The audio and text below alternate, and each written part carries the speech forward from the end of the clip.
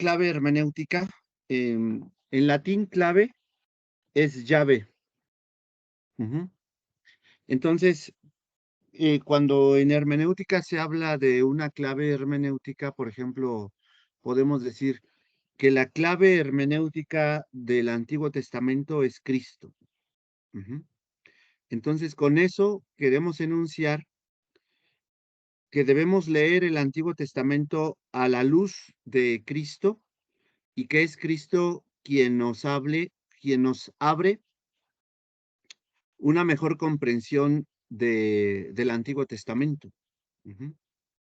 Por ejemplo, Martín Lutero decía que la Biblia es intérprete de sí mismo. Ujú. Es decir, que un texto que de pronto nos resulta inaccesible en un primer momento, ese texto se nos puede abrir justamente con una clave hermenéutica, con una llave hermenéutica. Ujú.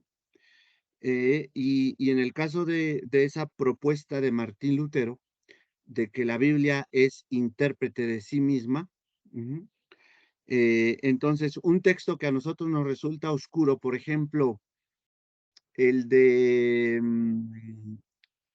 Génesis 11, que nos habla de la desnudez de Noé. Ujú.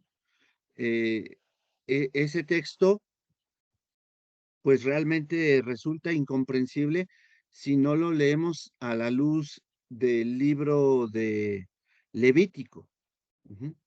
Entonces, cuando tenemos un texto como ese de Génesis 11, donde dice, comienza diciendo que Noé, después de haber salido del arca, plantó una viña y luego tomó vino que producto de esa viña y se embriagó en su tienda y dice que su hijo menor em, vio su desnudez, ¿no? Y entonces, eh, si nosotros no tenemos una clave hermenéutica para abrir ese texto, va a ser muy difícil que podamos acceder al sentido de ese texto, que es una etiología para comenzar. Génesis 11 es una etiología.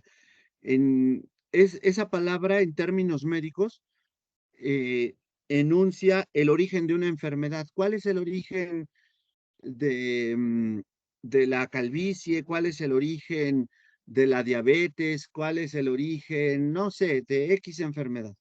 Entonces los médicos hablan de una etiología. En sentido médico es el origen de una enfermedad. Pero en sentido literario, en este caso, en Génesis, la etiología constituye el origen de cierta práctica o de cierto acontecimiento histórico. Y como etiología, Génesis 11 lo que trata de transmitirnos es justamente la maldición de Canaán, el hijo de Cam, porque el texto bíblico dice que quien vio la desnudez de su padre fue Cam, pero Noé maldijo a Canaán. Ujú. Y entonces de esa línea, los descendientes de Cam están, por ejemplo, Mitzrayim. Y Mitzrayim, siguiendo esa tabla de naciones de Génesis, Mitzrayim es Egipto. Ajá. Entonces, etiológicamente hablando, ese texto enuncia por qué había que, por una parte, conquistar a los cananeos y por otra, la razón de por qué por qué los cananeos, su, mm, su cultura, su culto, a los ojos de los israelitas, era tan mal vista el culto a Baal. Y entonces los hebreos explicaban eso diciendo, es que el origen de Cam es un origen, el origen de Canaán es un origen siniestro, producto de un incesto. Entonces, la clave para interpretar Génesis 11, la clave hermenéutica para interpretar Génesis 11 es preguntarnos, ¿qué significa en la Biblia y especialmente en el Pentateuco ver la desnudez del padre o de la madre? En este caso dice que Cam eh, vio la desnudez de su padre y entonces en Levítico ver la desnudez del padre significa tener relaciones sexuales con la esposa de mi padre. Ver la desnudez de mi hijo significa tener relaciones sexuales con la esposa de mi hijo. Y entonces, cuando ese texto dice que Cam vio la desnudez de su padre, eso significa que tuvo relaciones sexuales con su madre. Y entonces, producto de esa relación incestuosa, nació justamente Canaán. Y por eso Noé lo maldice. Ajá. Entonces, sin esa clave hermenéutica, como ya enuncié, clave en latín es llave, no se nos podría abrir la intelección de ese texto. Nosotros no tendríamos acceso a, a ese texto.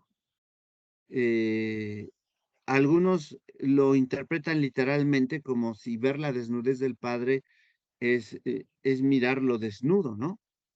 Pero no, no, es algo más profundo y es algo más grave, de tal manera que dice el texto bíblico que cuando Noé despierta de su embriaguez y se entera de lo que su hijo menor ha hecho, maldice no a Cam, sino al producto de esa relación incestuosa.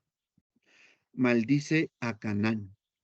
Y esa es la explicación, esa es la etiología, entonces, de por qué hay que destruir el culto a Baal. ¿Por qué el culto a Baal, eh, sexualmente hablando, es tan pervertido? Porque recordemos que el culto a Baal era un culto de naturaleza agrícola y que los adeptos de Baal acudían justamente para que tuvieran buenas cosechas, acudían al templo de Baal y contrataban una prostituta o un prostituto sagrado, porque había tanto prostitutas como prostitutos.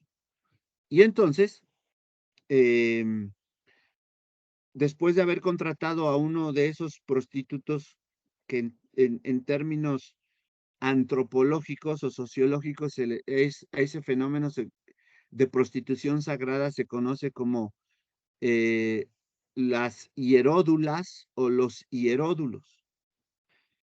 Y los textos del Antiguo Testamento que condenan la homosexualidad están asociados al tema del culto a Baal en el templo de Baal, donde los israelitas que le ofrecían culto a Baal iban al templo de Baal y allí contrataban a una prostituta o a un prostituto. Y la homosexualidad que condena el Antiguo Testamento es esa homosexualidad que está vinculada a un culto idolátrico.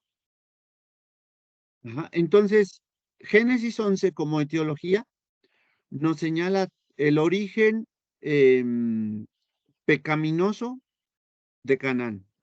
Y eso explicaría por qué el culto cananeo es un culto pervertido con fuertes tintes sexuales. Ujú. Eso explica el origen de Canaán, pero también sirve como fundamento ideológico en Israel para acabar con los cananeos. Y ese texto de Génesis 11, cuando Dios maldice a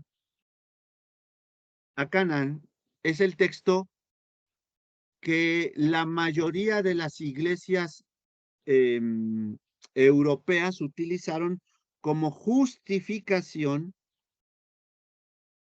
para esclavizar a los negros de África. porque siguiendo la tabla de los descendientes de los 3 hijos de Noé que encontramos en Génesis 11, los habitantes de África son descendientes de Cam, el hijo menor de Noé. Ajá.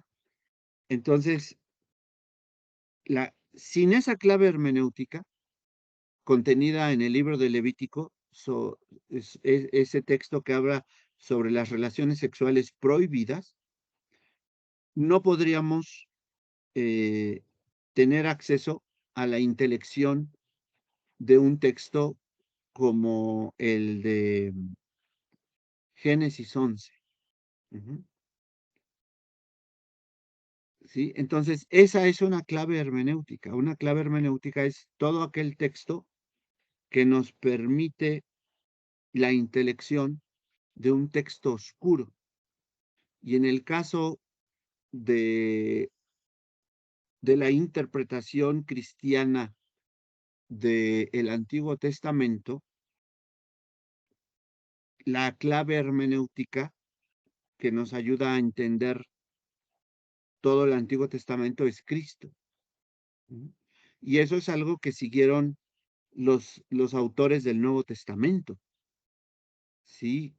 Cuando empezaron a interpretar, especialmente Mateo, cuando Mateo dice, para que se cumpliese lo dicho por el profeta. Ujú. Cuando va este funcionario, este eunuco que se encuentra con Felipe, que regresa, que va de Jerusalén hacia Etiopía, funcionario del reino de Candace en África, y va leyendo una porción del libro de Isaías, y se le acerca a Felipe y le dice, ¿entiendes lo que lees? Y el eunuco dice, ¿cómo voy a entender si nadie me lo explica? Y Felipe le abrió las escrituras, le dijo que de quien hablaba em, ese texto de Isaías era Cristo. ¿Sí? Ahí tenemos un ejemplo de entonces cómo la iglesia del Nuevo Testamento empezó a leer el Antiguo Testamento, porque desde luego el Nuevo todavía no estaba escrito, empezó a leer el Antiguo Testamento a la luz de Cristo. Ujú. Y Cristo es la clave hermenéutica. Yo siempre le digo a los hermanos en la iglesia o a los alumnos en el seminario que un texto como el de Josué, que es un texto de conquista, de colonización de los territorios palestinos que pertenecían justamente a los pueblos cananeos, la justificación para conquistar esos territorios estriba justamente en la destrucción del culto a Baal. Y esa es la ideología de la conquista de Josué. Y hay unos textos terroríficos en Josué, por ejemplo, cuando consagraban al anatema toda una población como fue la de Jericó. Consagraron todo al anatema y había que exterminar a todo, a los animales, al ganado mayor, al ganado menor, a los niños, incluso a las niñas, a las mujeres, había que exterminarlas. Un texto, ese es un texto bastante problemático para nosotros los cristianos, porque ¿cómo podemos conciliar ese texto si la iglesia se ha apropiado de las escrituras del Antiguo Testamento? ¿Cómo podemos conciliar la enseñanza de Jesús sobre el amor a nuestros enemigos y sobre el amor al prójimo? ¿Cómo podemos conciliar un texto que nos llama o que llamaba al pueblo de Israel a prácticamente asesinar a todos los habitantes de una ciudad? ¿Cómo podemos conciliar eso con el Nuevo Testamento? Y sobre todo, en nuestros días, cuando un texto como ese y otros son justificación para,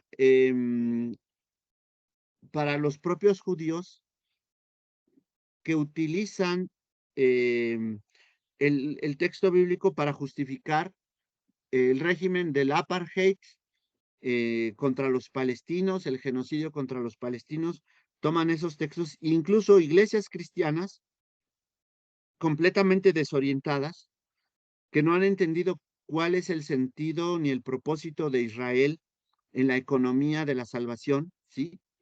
Em, y que entonces dicen, hay que orar por Israel porque es el pueblo de Dios, que no han entendido que el pueblo de Dios es la iglesia y no el moderno Estado de Israel. ¿Cómo apropiarnos de un texto problemático como ese? Yo siempre en las clases de hermenéutica digo, la única forma de apropiarnos de un texto como el de Josué es leer ese libro a la luz del otro Josué, del Josué del Nuevo Testamento, que es Jesús. Mi profesor de hermenéutica, José Severino Croato, pensaba que textos como ese de Josué, donde Dios mismo llamaba a su pueblo a exterminar a otro pueblo, a acabar con todo ese pueblo, eh, José Severino Croato decía que él no creía que eso hubiera sido una orden de Dios. Él creía que más bien esa, esa idea de exterminio provenía de la propia clase dirigente de Israel y que para justificar una matanza o un exterminio masivo de un pueblo, de una comunidad, de una aldea o de una ciudad, se puso ahí en el texto bíblico como si esa fuera una orden de Dios. Y yo creo que José Severino Croato no estaba muy equivocado, sobre todo cuando en nuestros días vemos cómo actúa Benjamín Netanyahu y utiliza el texto bíblico para justificar sus matanzas. Entonces, en nombre de Dios uno puede decir cualquier barbaridad, enseñar cualquier cosa, incluso el odio y la muerte. Pero a la luz de Jesucristo es muy problemático tratar de interpretar esos textos bíblicos así, eh, literalmente, ¿no? Tenemos que tomar esos textos bíblicos, pero interpretarlos a la luz de Jesús. Y Jesús vendría a ser la clave hermenéutica que nos abre el Antiguo Testamento. Y desde luego, esa es una propuesta cristiana, una propuesta cristológica, una lectura cristológica del Antiguo Testamento. Bueno, no sé si Ok, bien, ¿no? Bien, con bien, eso ha bien. sido suficiente. Sí, sí, me queda claro lo que es una clave. En latín, pues una llave, ¿no? Y, por Ajá. ejemplo, del Antiguo Testamento, pues queda claro, ¿no? Pero, por ejemplo, textos, la mujer se salvará engendrando hijos. Digo, de todas maneras, la mujer no engendra, concibe, ¿no? Entonces, digo, ¿qué llave usamos ahí para estos textos tan, pues no sé si sean tan complicados, pero a su servidor, pues sí digo, híjole, ¿dónde está, cuál sería, digo, si Cristo es la llave del Antiguo Testamento, creo que se propaga para el Nuevo, pero esos textos sí están así como que digo, ¿qué hacemos con ellos, no? Sí, hay muchos, tanto el Antiguo como el Nuevo Testamento contiene textos problemáticos, porque algunos de esos textos son textos opresores, textos que oprimen. Por ejemplo, hoy nosotros eh, incluso utilizamos nuestra palabra como iglesias evangélicas para hablar de los incrédulos como filisteos, ¿no? Y les decimos a las jovencitas de nuestras iglesias, no, es que no te enamores de un filisteo. ¿Y qué estamos queriendo decir con eso? Estamos enunciando que no se enamore de un incrédulo o de un no cristiano o de un no creyente evangélico, ¿no? porque un filisteo para nosotros es un católico romano, ¿no? Entonces, ¿por qué utilizamos esa clase de lenguaje para hablar de alguien que no cree como nosotros? Pues porque viene de nuestra propia interpretación, de nuestra propia lectura bíblica, cuando algunos textos del Antiguo Testamento hablan de los pueblos filisteos, que eso significa Palestina. Palestina significa tierra filistea. Em, ¿De dónde nos viene eso? De nuestra propia lectura del Antiguo Testamento. Y entonces nosotros vemos, leemos e interpretamos a los filisteos, que eran un pueblo cananeo, a los fenicios, que eran un pueblo también cananeo, los interpretamos a la luz de la Biblia, y para nosotros esos son pueblos no solo enemigos de Israel, sino pueblos pervertidos. Pero todo eso nosotros hemos leído, hemos interpretado la cultura cananea a la luz de los relatos de la Biblia que tenemos ahí. Pero si nosotros dejáramos de interpretar a los cananeos a la luz del texto, em, del texto bíblico, y leyéramos a los cananeos a través de sus propios cantos, de sus leyendas, de sus propios productos culturales, quizá esa visión negativa que nosotros tenemos de ellos sería diferente. Porque, por ejemplo, los fenicios, que como ya he dicho era un pueblo cananeo, ellos inventaron el alfabeto, en el que todos los alfabetos modernos de Europa son productos del alfabeto que inventaron los fenicios, incluso el griego, incluso el alfabeto hebreo, son producto de ese gran logro cultural de los cananeos.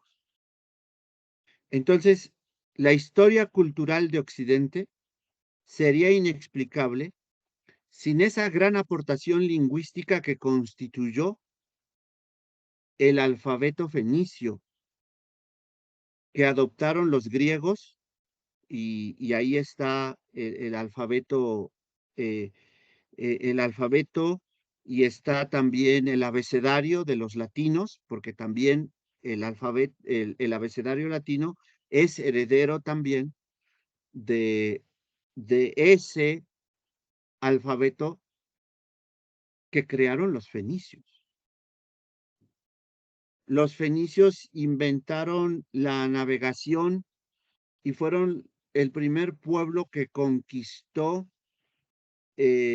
marítimamente hablando el Mediterráneo, y que fundaron una colonia en el norte de África, Cartago, que le disputaba el control del Mediterráneo a Roma, ¿no? Pero todos esos logros eh, lingüísticos, militares, eh, la navegación, toda esa visión es opacada por la visión negativa que el Antiguo Testamento nos ofrece de los pueblos filisteos. Entonces, nosotros necesitamos también acercarnos a la propia literatura producida por los propios pueblos cananeos. Ujú. Entonces, la cosa no es tan sencilla. Y, por ejemplo, también para hablar de Egipto, que como ya dije, en hebreo, Egipto se designa con el término Mitzrayim o Mitzraim. Ese es el término hebreo para designar a Egipto. Egipto no solo es el pueblo opresor que mantuvo a los israelitas 300 años bajo su dominación, sino que es también un lugar de salvación, porque allá acudieron los profetas, los patriarcas, cuando hubo hambruna en la tierra de Canaán. Acudieron allá. Agar, la esclava de Abraham, era egipcia, y de ahí nació Ismael, ¿sí? Entonces, tenemos también que aprender a ver a los cananeos desde su propia visión, desde la visión de los propios cananeos, y no única y exclusivamente desde la visión negativa que la Biblia nos propone.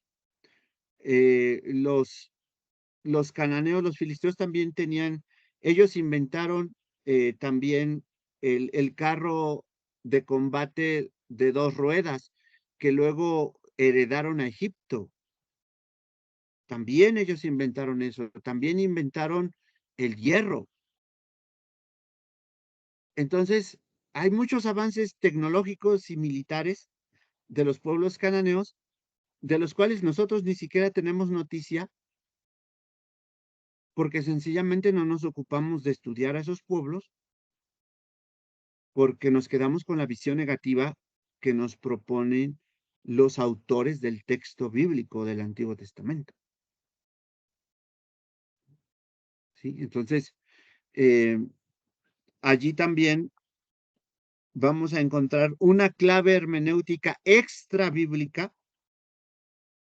porque Martín Lutero, como he dicho, él enunciaba, la Biblia es intérprete de sí misma, pero a veces hay que acudir a la arqueología, a la antropología, a la lingüística y a otras disciplinas que nos van a informar sobre cosas que no vamos a encontrar en el texto bíblico para su adecuada interpretación, pero que todas esas disciplinas nos van a ofrecer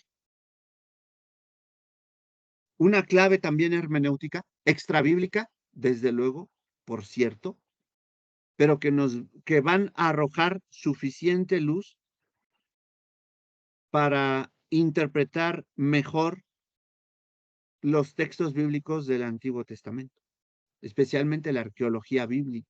No solo la arqueología bíblica, sino em, la arqueología en general, ¿sí? No sé si haya alguna otra duda, alguna otra pregunta de su lectura. Es una lectura pesada, bastante filosófica. Ujú. No sé si haya alguna duda sobre eso, sino para entrar a las diapositivas o alguna otra duda de carácter hermenéutico.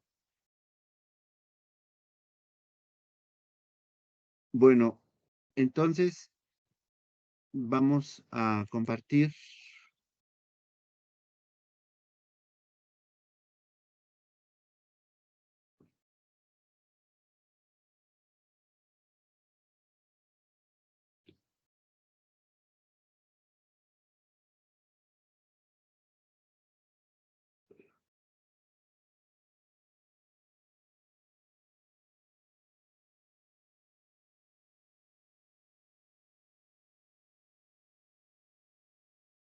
Vamos entonces a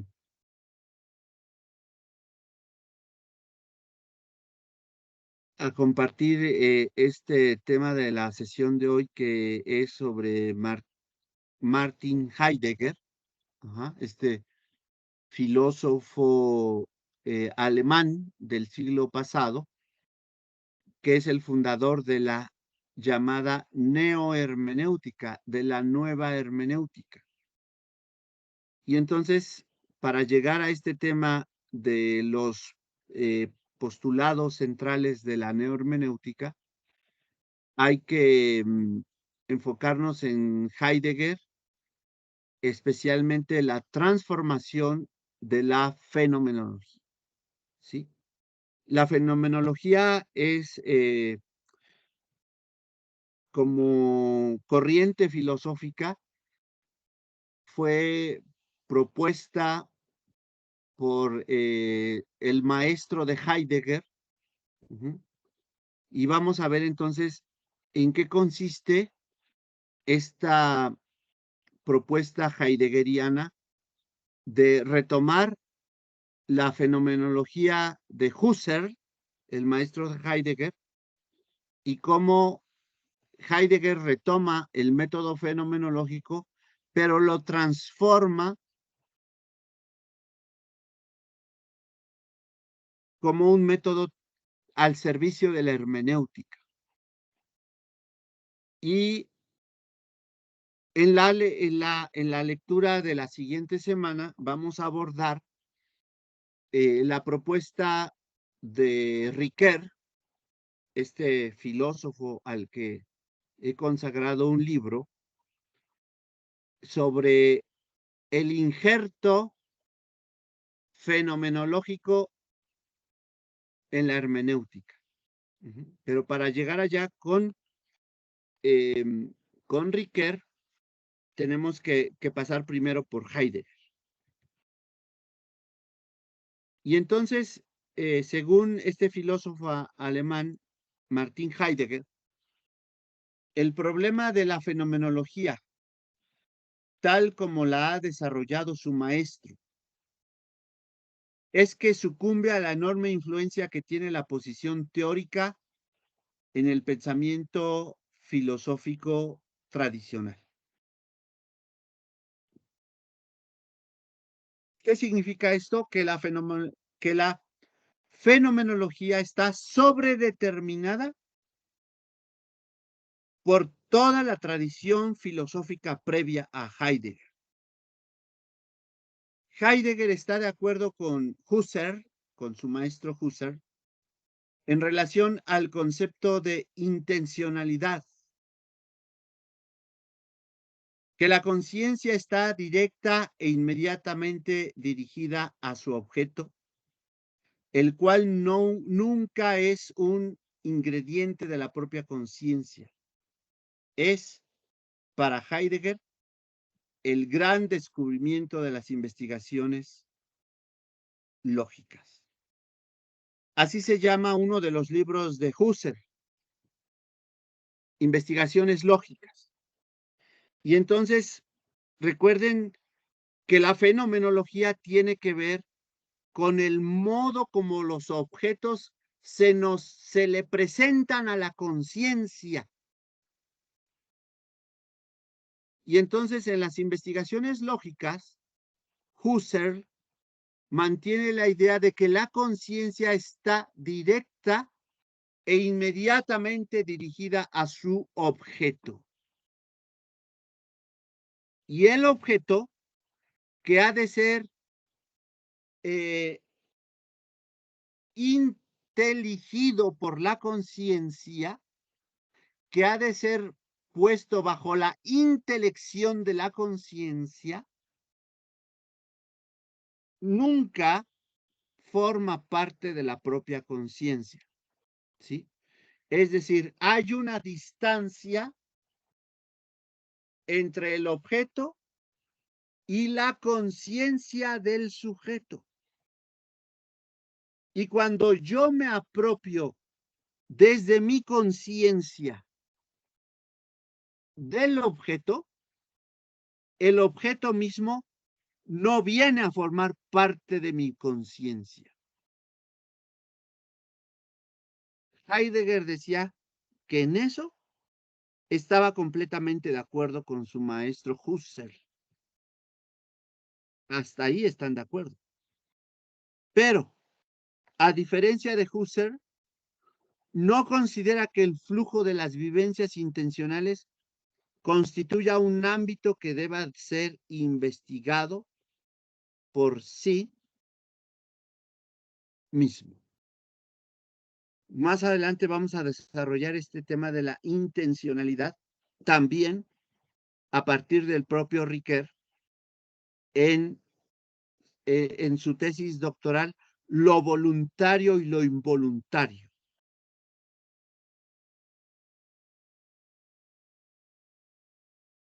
Heidegger considera que Husserl permanece adherido al prejuicio moderno que recibe a través de Brentano de la existencia de una esfera subjetiva incuestionable, ¿sí? Es decir, Heidegger está criticando a Husserl porque Husserl se mantiene en la idea dicotómica del sujeto que conoce, que se coloca frente a un objeto por conocer. Y de ahí viene justamente el nombre de este método filosófico, fenomenología, del griego phainommenon. ¿Y qué significa phainommenon en griego? Manifestación. Entonces, cuando nosotros estamos estudiando el objeto X, nosotros podemos ir a ese objeto X con nuestros propios prejuicios. Y entonces, la fenomenología como método filosófico nos dice que es un error tratar de entender, de apropiarnos de determinado objeto, apropiarnos intelectualmente hablando de determinado objeto con esa carga semántica, con esos prejuicios que nosotros ya tenemos como sujetos. Recordemos esta dicotomía, el sujeto que conoce y el objeto por conocer.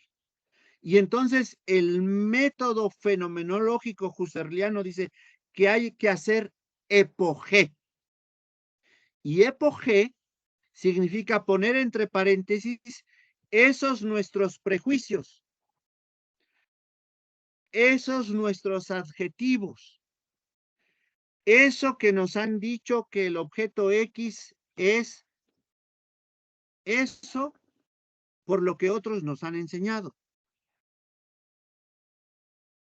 Todo eso nosotros tenemos que ponerlo entre paréntesis para evitar una intelección prejuiciada.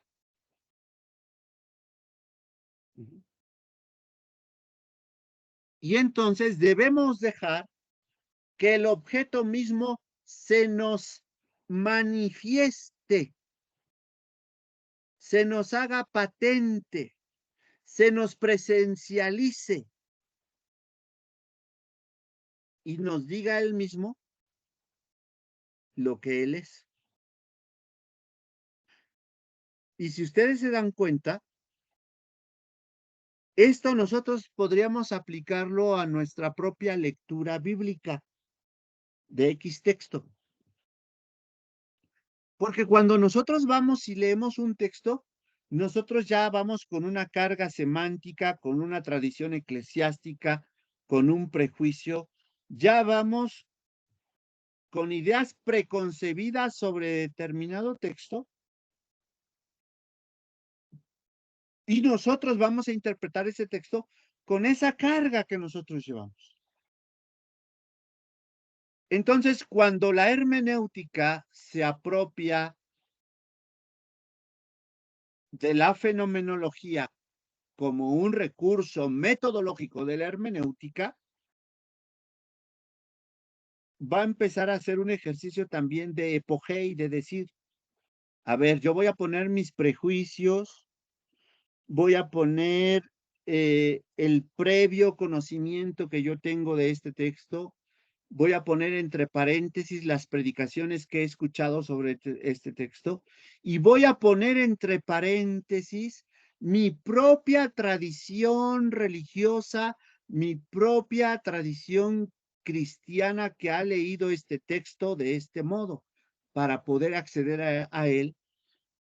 Y en este caso, el objeto va a ser el texto, pero el texto mismo se va a abrir y va a decirme algo nuevo cuando yo he puesto entre paréntesis, cuando yo he hecho epogé,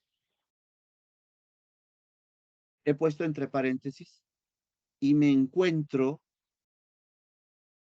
con el objeto que es el texto para que el texto se me manifieste, para que el texto se me patentice, para que el texto me hable, para que el texto me descubra cosas que yo no podría encontrar si no pongo entre paréntesis esos prejuicios hermenéuticos.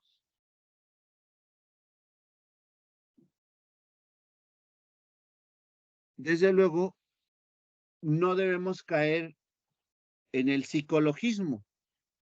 Aquí dice, Heidegger considera que para combatir la verdad, de verdad al psicologismo, hay que criticar también la concepción de una esfera de la conciencia como región de investigaciones propias.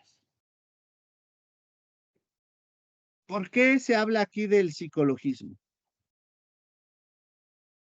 Porque Schleiermacher, este teólogo luterano del siglo XVIII, el padre de la moderna hermenéutica, de la hermenéutica moderna,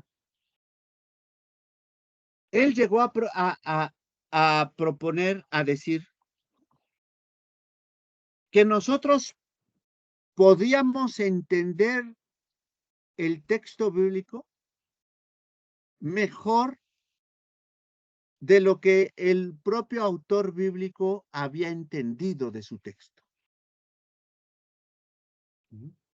Eso es caer en un psicologismo, en la pretensión de que yo puedo entender mejor el texto bíblico de, de lo que el propio autor entendió o escribió. Entonces Heidegger dice, hay que evitar caer en el psicologismo y al contrario hay que combatirlo. Yo no sé si hermenéuticamente hablando sea posible entender mejor al autor, no solo al autor bíblico, a cualquier autor que nosotros leamos.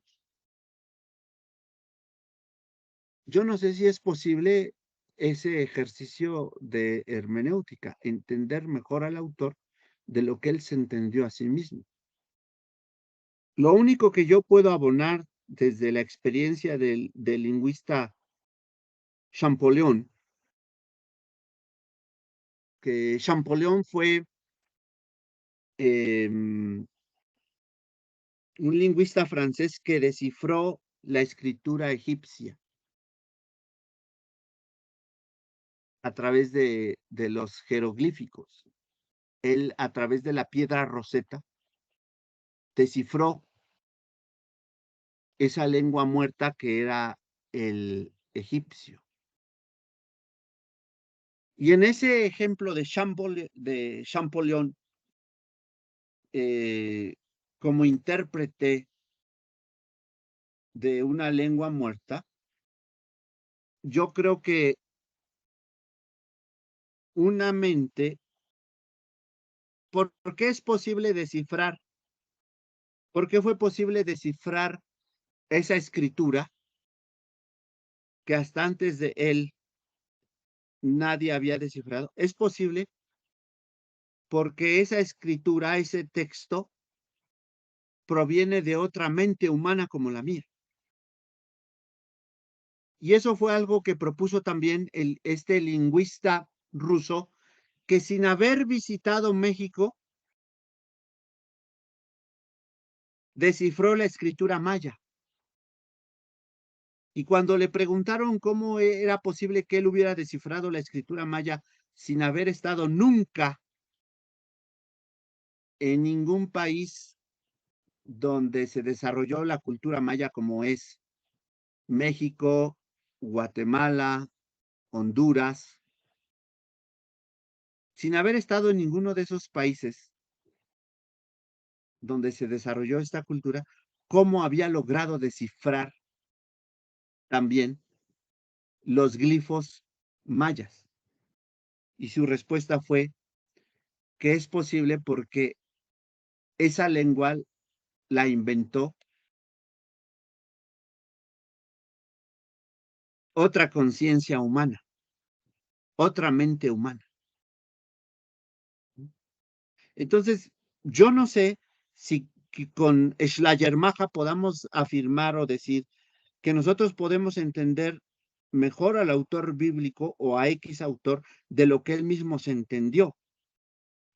Pero con la experiencia de Champollion, el descifrador de la escritura egipcia, y con la experiencia de este otro lingüista ruso que ahora no recuerdo su nombre, con la experiencia de ellos dos, podemos decir que podemos entender un texto ajeno, incluso una escritura ajena, podemos entenderla y descifrarla, es decir, interpretarla, porque es producto de otra mente. Y en ese sentido, no hay ningún texto que no pueda ser abierto. Lo único que necesitamos para abrir un texto es tener las claves hermenéuticas adecuadas. En el caso de Champollion fue la piedra Rosetta. En el caso del lingüista ruso, fue tener delante de sí esos caracteres mayas y tratar de encontrarle sentido. Entonces, siempre es posible encontrar sentido a cualquier texto, por más oscuro que éste sea.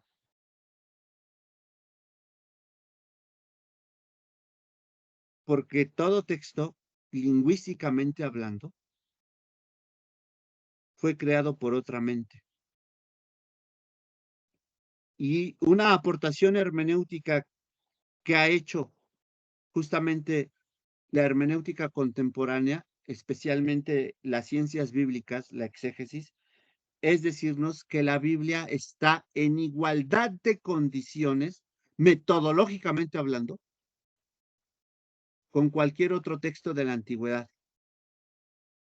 y que podemos estudiarlo académicamente ese texto, aunque sea bíblico, con las modernas herramientas que nos proporciona la lingüística, porque la Biblia está en igualdad con cualquier otro texto antiguo. Entonces vean cómo estas propuestas de la fenomenología, de la neohermenéutica, han estado configurando también la hermenéutica contemporánea de la segunda mitad del siglo pasado a la fecha.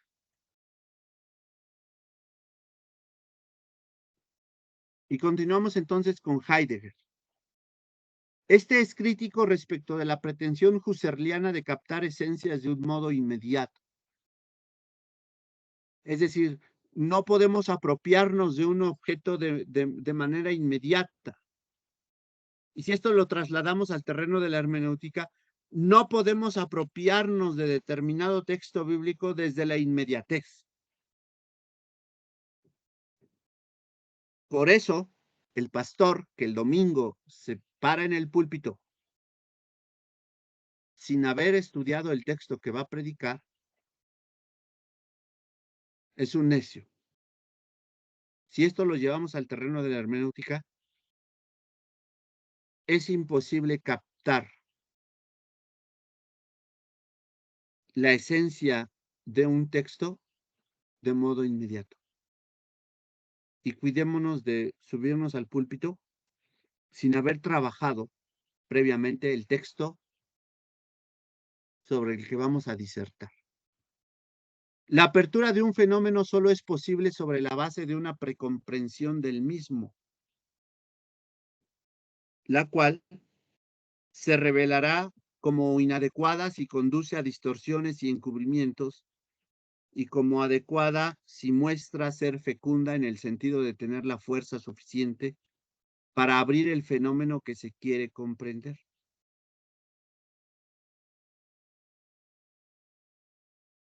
Siempre que nosotros vamos a un texto, nosotros no vamos, a pesar del esfuerzo por hacer epogé, o más bien, por eso es necesario hacer epogé,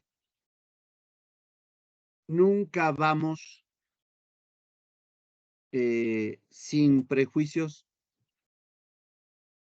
o nunca vamos sin contaminar la lectura de ese texto. Cuando nosotros vamos a la Biblia, ya tenemos una precomprensión del texto de la Biblia. Y a veces sucede que cuando nosotros escogemos nuestro texto para la predicación dominical, parece que ya tenemos una precomprensión de lo que ese texto dice o enseña.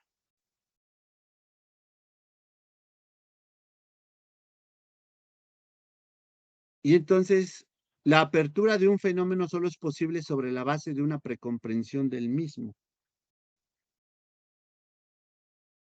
la cual se revelará como inadecuada si conduce a distorsiones y encubrimientos, y como adecuada si muestra ser fecunda en el sentido de tener la fuerza suficiente para abrir el fenómeno que se quiere comprender.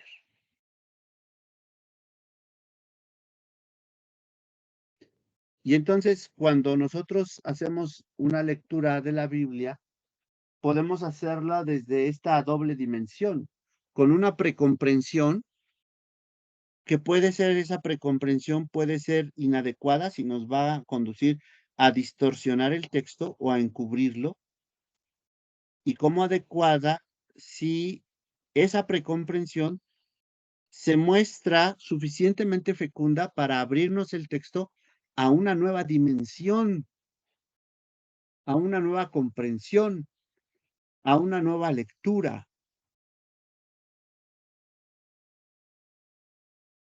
Y así abrirnos el texto con un mensaje nuevo, siempre fresco, siempre vivo. Y Heidegger dice que en lugar de un criterio absoluto de evidencia hay que hacerse cargo de la radical finitud e historicidad de todo esfuerzo cognoscitivo. No vamos a caer en la fenomenología de Hegel, porque Hegel decía que con él la filosofía había llegado a su término, que con él el espíritu absoluto se había materializado, se había desplegado, se había manifestado. Y entonces Heidegger dice, en lugar de un criterio absoluto de evidencia, hay que hacerse cargo de la radical finitud y también de la historicidad de todo esfuerzo cognoscitivo. Es decir, que el empeño que yo tengo por conocer determinado texto bíblico viene mediado, viene condicionado por mi propio proceso, por mi propia historia. Y toda lectura bíblica debe ser finita. Nunca debemos cuidarnos de absolutizar nuestra lectura de la Biblia, de pensar que mi lectura bíblica es mejor que la de David, que mi lectura bíblica es mejor que la de Israel, porque eso es empobrecer el texto. Dejemos que el texto sea texto. Y dejar que el texto sea texto significa comprender que el texto representa la textura, el hilar pausado, el hilar fino de muchas generaciones que nos han precedido.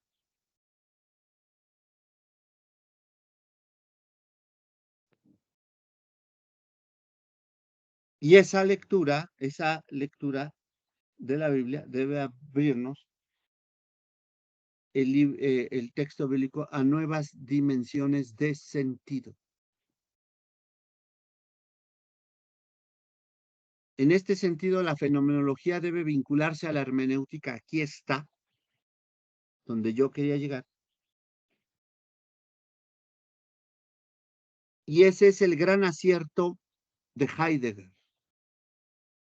Porque mientras Husserl puso mucho énfasis en la fenomenología, viene el discípulo de Husserl y dice, no, la fenomenología debe estar vinculada a la hermenéutica. Y eso ocurre a partir de las lecciones sobre ontología y hermenéutica de la facticidad hace 100 años, por 1923.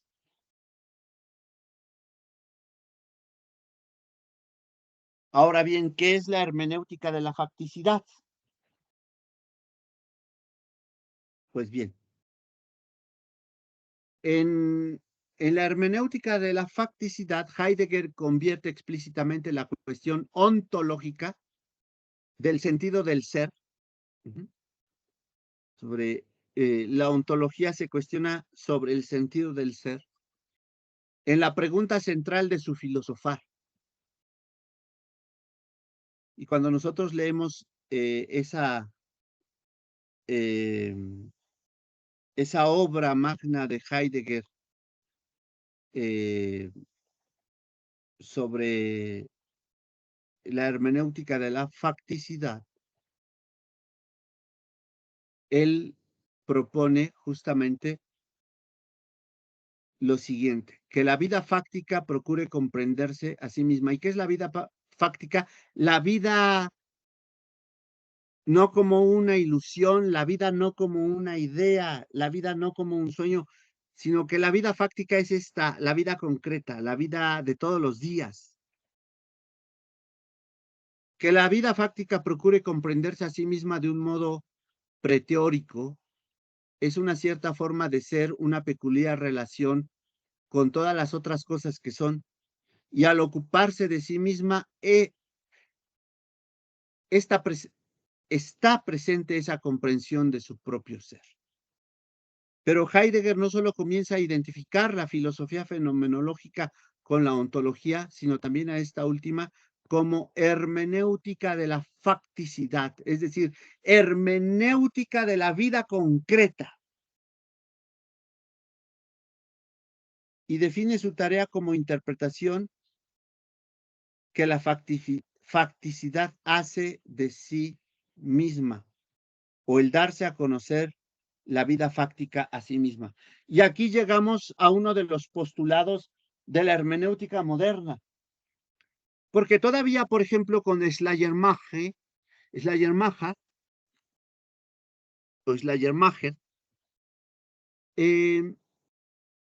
la hermenéutica tenía que ver con un texto que hay que interpretar. Pero con Heidegger la hermenéutica transita de la comprensión de un mero texto a la interpretación de mi propia vida a la luz de ese texto.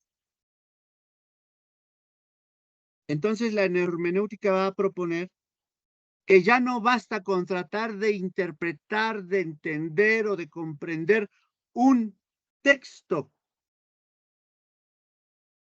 sino que ahora a partir de esa lectura se trata de interpretar mi propia vida y de interpretarme frente al texto. Y en ese sentido, el texto se convierte en un espejo donde yo soy refractado, donde yo me miro, donde yo me leo.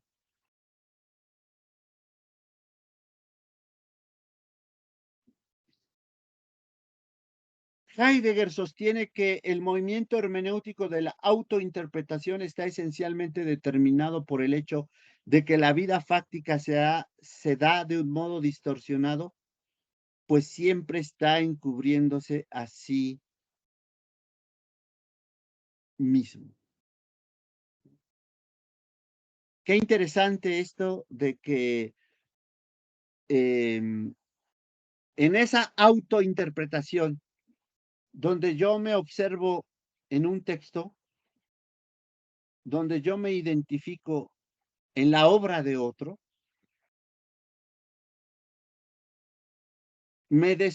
yo me descubro como un otro cuando me leo y me interpreto, no solo en el texto de la Biblia, sino en cualquier otro texto. Puede ser una novela, puede ser un cuento, puede ser una poesía. Y a veces en esa autointerpretación, para evitar esa autorreferencia que está distorsionada,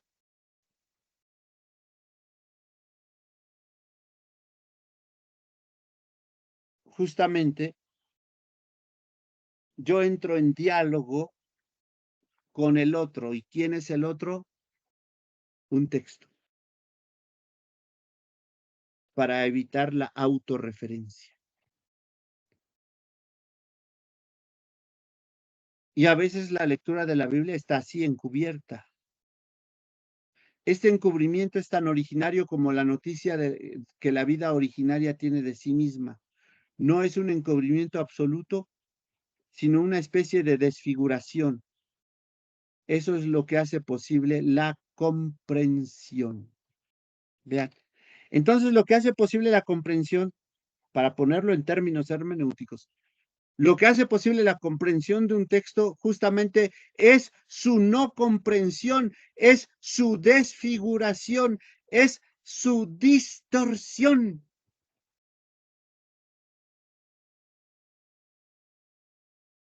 Por eso qué importante este postulado de la hermenéutica, porque lo que yo pretendo es justamente, y cuando digo yo, estoy pensando en el lector, lo que yo pretendo es que ese texto distorsionado, ese texto desfigurado, y allí podemos tomar una metáfora bíblica del propio Cristo y de su pasión el día viernes, porque si nosotros acudimos a una lectura cristológica de la Biblia, tanto del Antiguo como del Nuevo Testamento, justamente la desfiguración del texto bíblico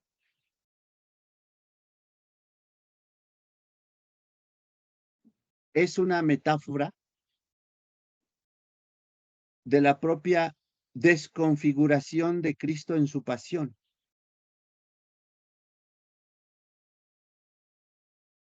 Y fíjense, cuando nosotros decimos que tenemos que hacer una lectura cristológica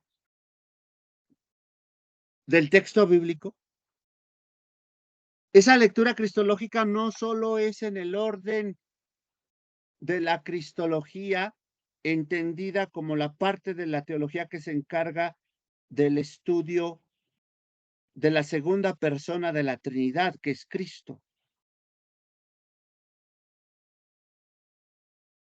sino también en la dimensión ontológica de Cristo mismo. ¿Y a qué quiero hacer referencia en la dimensión ontológica de Cristo mismo? A la experiencia de Cristo en su pasión el día miércoles, que quedó completamente desfigurado, desconfigurado, y que luego en uno de los cánticos del siervo sufriente de Yahvé, en Isaías dice, y como que escondimos de él el rostro, porque no parecía humano.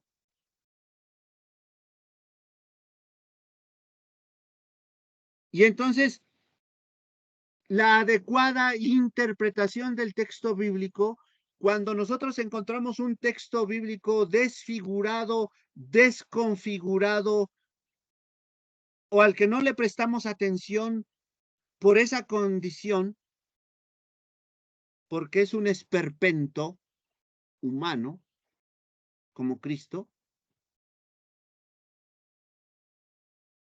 la intelección, la adecuada interpretación del texto bíblico aparece el domingo de Pascua de Resurrección con el Cristo glorificado.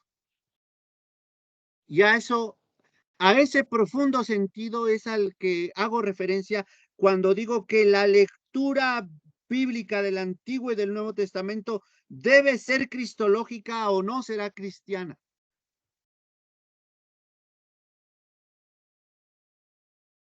Y aquí encontramos a Jesús como hermeneuta el domingo de Pascua, el domingo de Resurrección, ya en el atardecer, casi en el anochecer, con los dos caminantes de Emaús que iban desahuciados, que iban cabizbajos, que iban entristecidos porque Jesús no les había cumplido su promesa. Y dice que mientras caminaba con ellos, Jesús les abría las escrituras, comenzando desde Moisés, pasando por los profetas y los salmos, es decir, por todas las escrituras del Antiguo Testamento, y les mostraba el Cristo de las escrituras y no el Cristo que ellos tenían en mente. Y ahí está. Les comenzó a abrir las escrituras.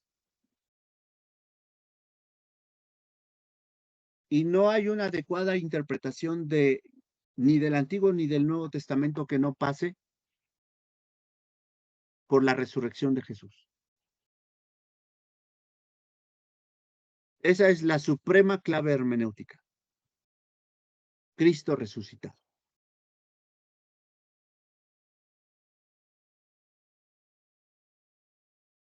Y entonces, este encubrimiento es tan originario como la noticia que la vida originaria tiene de sí misma. No es un encubrimiento absoluto, sino una especie de desfiguración. Eso es lo que hace posible la comprensión. Hermenéuticamente hablando, lo que hace posible la comprensión de todo texto bíblico es la desfiguración de Cristo en la cruz. Eso es lo que posibilita la comprensión de todo texto bíblico. Cristo crucificado, muerto y sepultado, pero sobre todo resucitado al tercer día. El problema de la hermenéutica consiste, según Heidegger, en encontrar una interpretación que disuelva este encubrimiento originario. Y desde la hermenéutica bíblica nosotros ya lo hemos encontrado. La interpretación que va a disolver ese encubrimiento del texto bíblico es la resurrección de Cristo.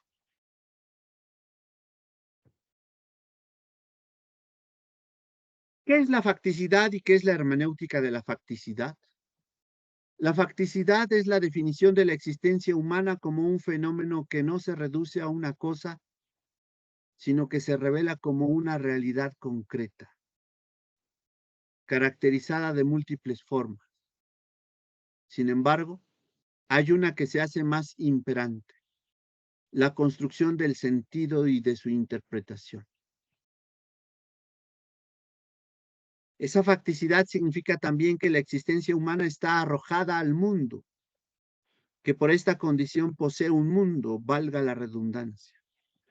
la afirmación de que este hecho es la única evidencia que podemos corroborar por nosotros mismos. No obstante, la única forma de hacerlo es la interpretación, es decir, la interpretación de nosotros mismos en el mundo al que hemos sido arrojados. Y ese fue el gran descubrimiento o la gran aportación de Heidegger a la hermenéutica contemporánea. Ya no se trata de interpretar un texto, se trata de interpretarnos a nosotros mismos en el mundo. Pero en virtud de que nosotros somos cristianos, esta interpretación de nosotros mismos en el mundo debe darse a la luz de Cristo crucificado y resucitado.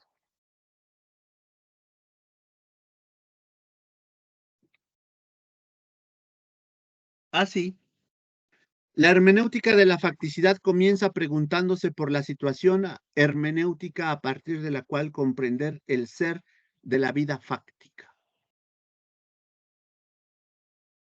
Para Heidegger no se puede adoptar ninguna actitud, ni siquiera la pura reflexión teórica, que no implique un determinado modo de situarse al que corresponde un modo correlativo de aparecer. No existe la pura autotransparencia de la mirada teórica, un puro reflejo neutro de lo que es. Por eso decimos que así como no hay investigación científica pura, es decir, una investigación científica completamente objetiva, no la hay. Tampoco hay una lectura bíblica transparente, neutra. Toda lectura bíblica viene mediatizada por el sujeto que lee, por el sujeto que se apropia del texto.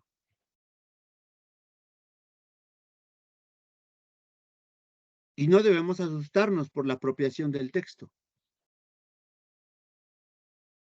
porque un principio hermenéutico de la Reforma es justamente que el pueblo de Dios debía apropiarse de la palabra de Dios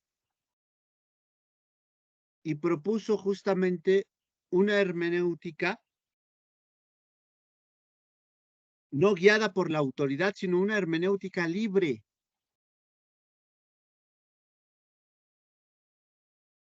que es conocida como el libre examen de las Escrituras.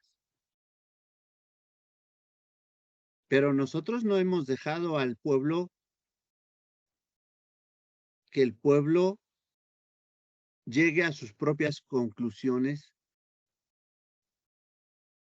en su propio acercamiento al texto bíblico. Porque siempre estamos nosotros allí, los modernos masoretas, los modernos guardianes de la masora, los modernos guardianes de la tradición, para decirle a esas almas que están haciendo ese esfuerzo que no lo hagan, porque la lectura bíblica del pastor, esa es la buena, esa es la aprobada porque el pastor ya fue al seminario. No existe la pura autotransparencia de la mirada teórica, un puro reflejo neutro de lo que es. La mirada fenomenológica tiene una estructura intencional determinada por la propia vida fáctica, en la que se asienta toda forma de mirar. La situación hermenéutica se define por un lugar desde donde se mira. Ahí está. ¿Desde qué perspectiva miramos el texto bíblico? ¿Desde qué situación lo interpretamos? Una dirección hacia la que se mira y un horizonte hasta donde llega la mirada y dentro del que se mueve lo que ella aspira a ver.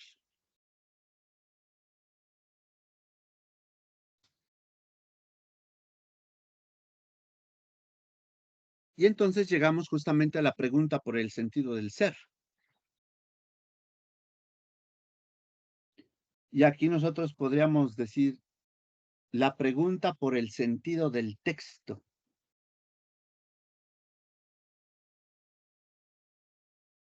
En Ser y Tiempo, Heidegger vuelve a plantear la pregunta por el sentido del ser y sostiene que la filosofía no puede lanzarse a ciegas sobre el ser, olvidando las condiciones bajo las cuales su sentido es buscado y puede ser hallado. La metafísica occidental no se habría hecho cargo suficientemente de estas cuestiones y no habría sabido, a juicio de Heidegger, distinguir adecuadamente el ser respecto de determinadas formas de entidad o conceptualizaciones abstractas. La pregunta por el ser debe plantearse en toda su radicalidad y a partir de la situación de quien la formula, situación que determina no solo la pregunta, sino también la dirección de la respuesta. Cuando nosotros nos preguntamos, ya no filosóficamente hablando por el sentido del ser, sino hermenéuticamente hablando por el sentido del texto,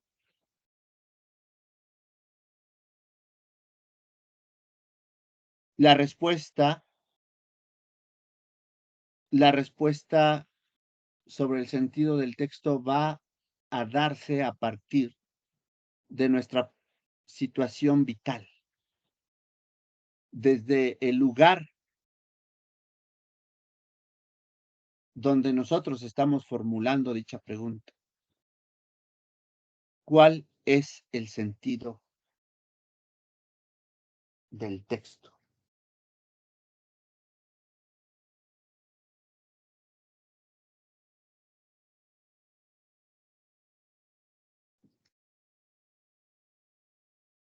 Y entonces, ¿cómo se articula la fenomenología con la hermenéutica?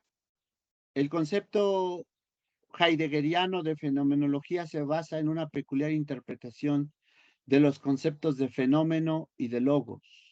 Por fenómeno se entiende algo que no es una mera manifestación en el sentido de algo que se anuncia sin mostrarse, como por ejemplo los síntomas de una enfermedad, sino más bien la patencia o revelación de lo que la cosa es en sí misma. Tampoco es apariencia, es decir, algo que se muestra como lo que no es. Pero tanto la manifestación como la apariencia se fundan de diferente manera en el fenómeno. Por su parte, el logos es entendido como el hacer ver aquello de lo que se habla, el descubrimiento de lo que estaba encubierto.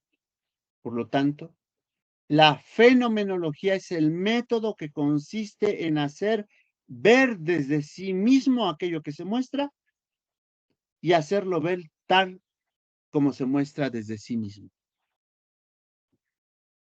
Y entonces el servicio que la fenomenología le presta a la hermenéutica es justamente esa mirada,